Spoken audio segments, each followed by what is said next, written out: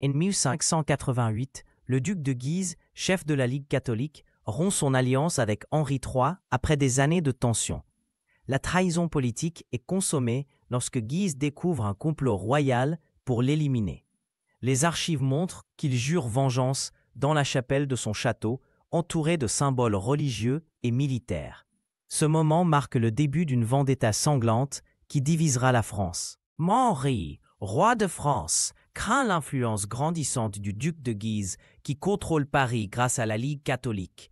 Des documents historiques révèlent leurs échanges épistolaires acerbes. En décembre 1588, le Conseil royal délibère sur la menace Guise.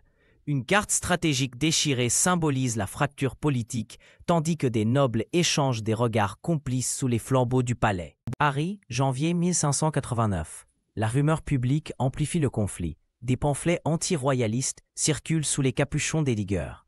Les archives des Halles mentionnent des espions payés par Catherine de Médicis pour surveiller Guise. Un système de pigeons voyageurs transporte des messages cryptés, tandis que des commerçants protestants ferment boutique, anticipant les violences religieuses.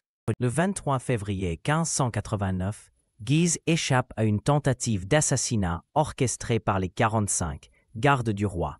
Des chroniques décrivent 6 assaillants armés de stylets dans une ruelle près de l'hôtel de Guise. Une lettre abandonnée, identique à celle de la scène 3, prouve l'implication royale. Cet événement radicalise la Ligue catholique et précipite la crise. Des documents espagnols déclassifiés révèlent que Guise négociait secrètement avec Philippe II depuis 1587.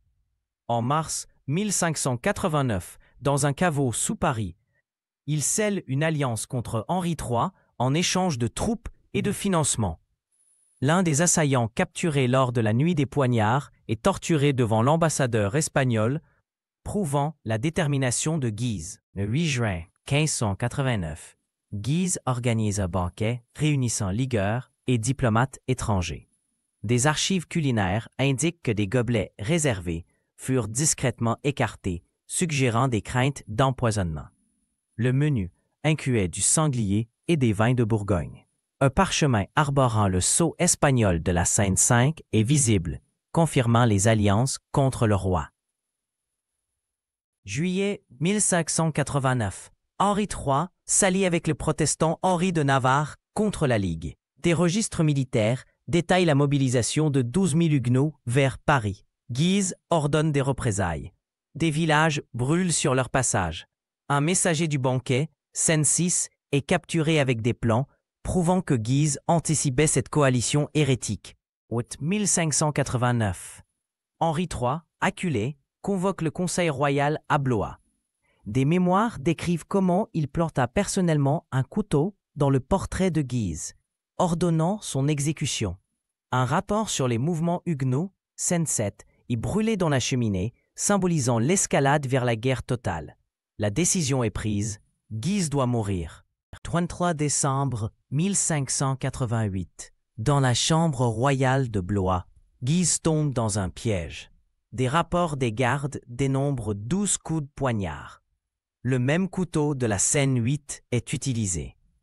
Guise aurait murmuré « Mon Dieu » avant de s'effondrer dans un fauteuil en bois sculpté. Ce meurtre choquera l'Europe et déclenchera des émeutes à Paris. Janvier 1589. Le corps de Guise est brûlé et ses cendres jetées dans la Loire. Des chroniques religieuses rapportent que des ligueurs recueillirent du sang séché pour en faire des reliques. Cet acte symbolise la fin tragique d'un homme qui défia un roi, mais aussi le début des guerres civiles qui mèneront Henri IV au pouvoir. La vengeance est complète, mais à quel prix?